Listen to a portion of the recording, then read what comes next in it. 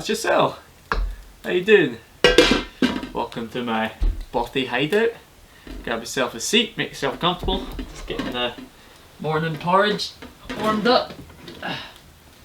Aye. But while we wait for that to heat through, may as well tell a wee story, eh?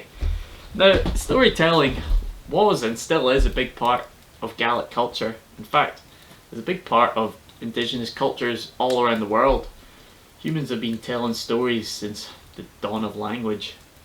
Now, there was a particular set of myths that originated in Ireland, but came across to Scotland and became a big part of the culture. And the stories are about a particular hero called Finn MacCoul, or anglicised to Finn MacCoul, and his band of warriors, the Fianna.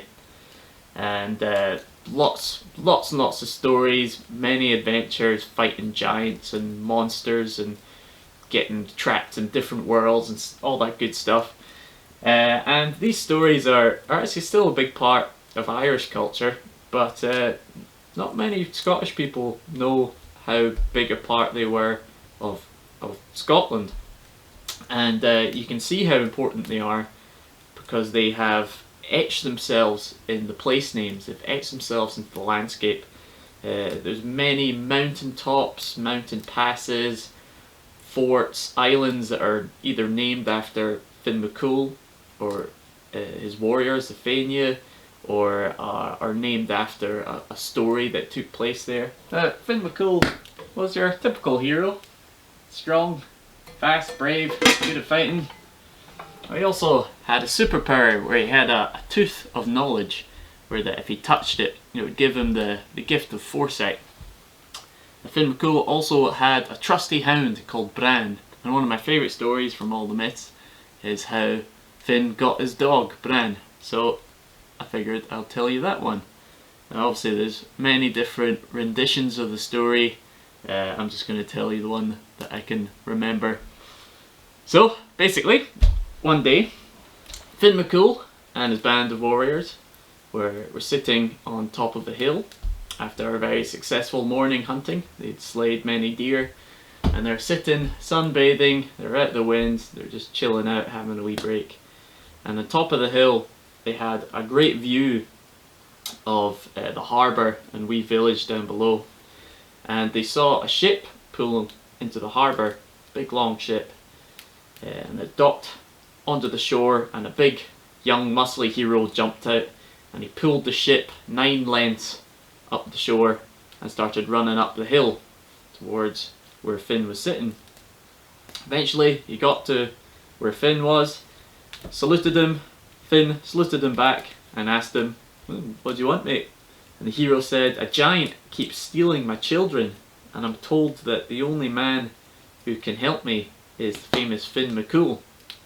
Now, if you are the real Finn MacCoul, then you can do it without using any of your men, and I've put a curse on you, meaning that until you have completed my task, you won't be able to sleep a wink of sleep, drink a drop of water, or eat a morsel of food." Saying that, the hero turned around, jumped down the hill, jumped back in his boat, pulled it into the water, and took off into the ocean.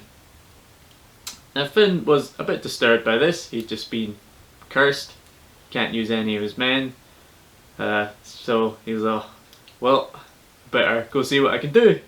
So Finn makes his way down the hill, gets to the port, and he sees 7 men lingering around the village. So he figured, I can't use my men, but I can recruit some others. So he walks up to the 7 men and goes up to the first one and says, "You there, what are you good at?" And the first man says, "I'm a carpenter." Finn's like, "Aye, well, how good a carpenter are you?" And the carpenter said, "Well, 3 swings of my axe and I can turn those older trees into a ship." Finn goes, "No, that's pretty good. You can join my team." Finn goes up to the second man and goes, "You mate, what are you good at?" And the second man says, "I'm a tracker." He said, "Oh aye, how good a tracker are you?" And the tracker said, "I can track a duck over 9 crests of waves over 9 days." And Finn goes, "Oh, that's a pretty good tracker. Come on, join my team." He goes up to the third man and says, "You mate, what are you good at?" And the third man says, I'm really good at gripping things, I'm a gripper. And he goes, oh hey, how good a gripper are you? Well, once I've got hold of something, I won't let go until my arms have either pulled out my sockets or I have got what I wanted. Finn goes, well, that's pretty determined, seems like you're a good gripper. Come on, join the team. Finn then went up to the fourth man and said, right mate, what are you good at? And the man said, I'm a climber. Oh, aye, how good a climber are you? And the climber said, I can climb a single filament of silk up to the star if you could tie it there. Finn said, well, that sounds like a pretty good climber, come on, join the team. He then walked up to the fifth man and said, you mate, what are you good at? And the man said, I'm a thief. Finn said, oh, how good a thief are you? And the man said, I could steal an egg from a heron while its two eyes were looking at me. Finn said, oh, okay, I'll need to keep an eye on you, but come on, join the team. Finn then goes up to the sixth man and says, alright, well these guys are good at something, are you good at anything? And the guy said, I'm really good at hearing. And he said, oh aye, how good at hearing are you? Well, I can hear a conversation from the edge of the world. Finn goes, alright, well I better be careful what I say around you then. But come on, join the team.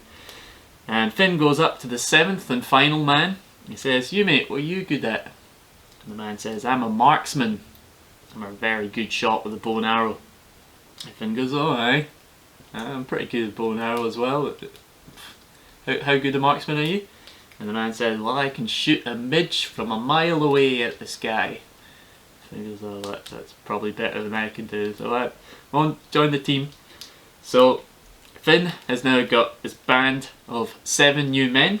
And Finn MacCoul turns to the carpenter and says, prove your skill. And sure enough, the carpenter runs over to the alder trees, 3 swings of his axe, and he's got a finished ship.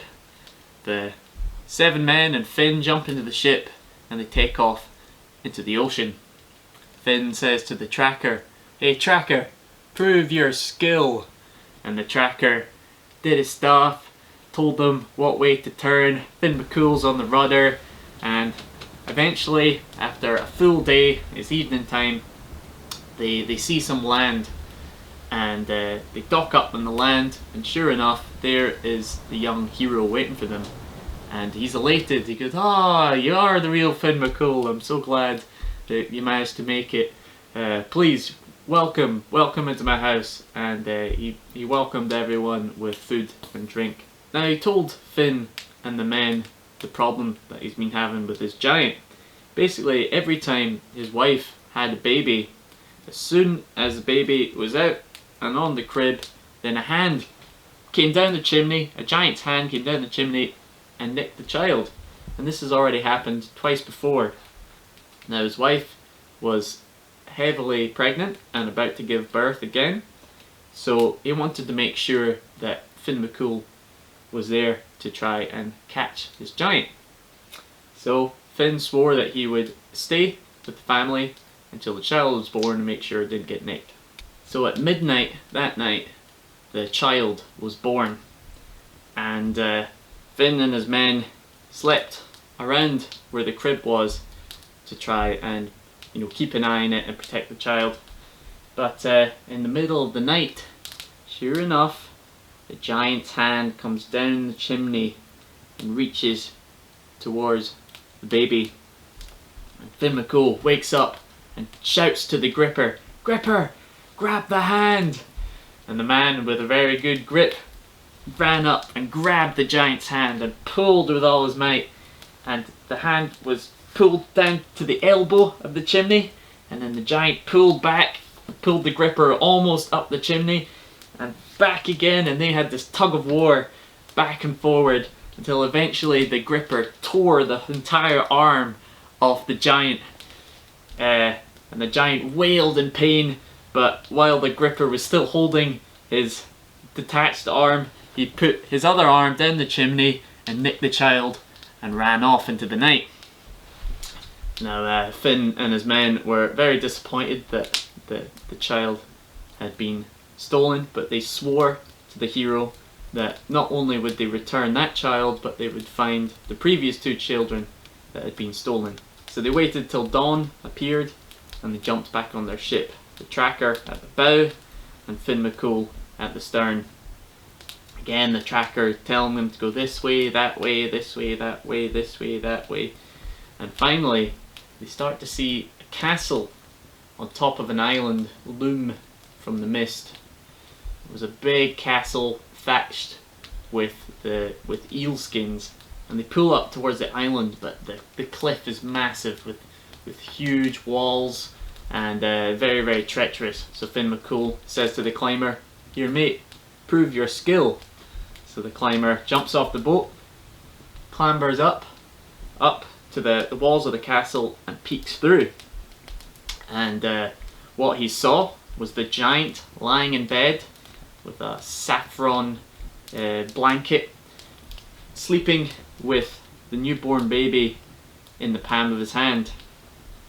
In the room in the castle, there was also the 2 other children, who obviously had grown up a little bit, and they were in the corner playing shinty with sticks of gold and silver. And in the other corner of the castle, there was a massive greyhound suckling 3 puppies. And the climber clambered back down, told Finn and the men what he saw, and he came up with a plan. So Finn went to the thief and says, "Right, thief, now it's time for you to prove your skill." So the thief, with the help of the climber, clambered up to the top of the castle, and the thief clambered down into the room of the castle, being as stealthy as he could. Walked tiptoe up to the giant's hand with the newborn baby sitting in it. Very, very carefully scooped up the child without waking the giant. Then went, picked up the other 2 children, and figured while he was there, may as well nick some other things. So he managed to even steal the saffron blanket from the giant. He stole the golden and silver shinty sticks, and then he also stole the 3 suckling puppies from the mother greyhound. So the thief, with the children, the 3 puppies, and the other stuff he stole, he managed to just climb up the wall of the castle, back down the cliffs of the island, and back onto the ship, and they were off. Woo! They thought they'd got away with it, and they were sailing home. But then the man with good hearing said to Finn, "Uh-oh, the giant has awoken.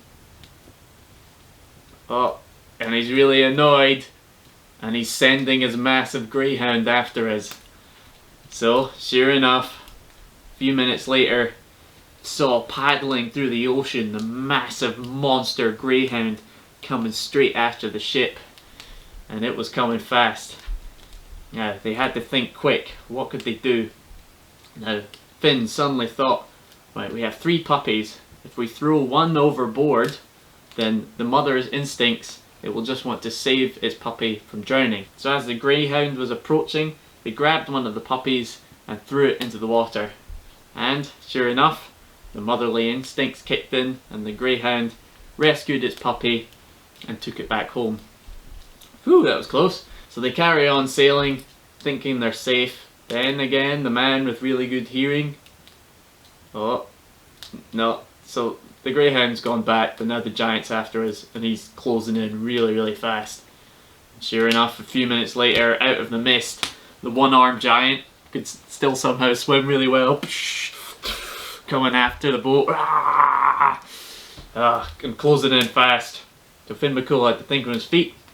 Then he remembered his tooth of knowledge, his magical tooth. So he reached in with his mouth and touched the tooth with his finger, and got an insight, the gift of knowledge that the giant was invincible.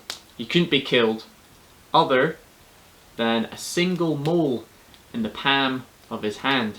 So Finn MacCoul called upon the master archer and said, "Marksman, prove your skill. I hear that the giant is invincible other than a single mole in the center of his right palm." So the archer said, "Right, I'm on it." And he goes to the stern of the boat, and knocks an arrow into his bow and waits for the giant to come closer. The giant's paddling, getting closer and closer. He's only got a few seconds where the hand is actually at the water, and it's coming closer and closer to the boat. Coming closer and closer. The giant reaches up and down, ready to smash the ship into the depths of the ocean. The master archer draws his bow, aims, and releases the arrow. The arrow flies true, hitting the mole center of the palm, the giant, and the giant screams "Ah!"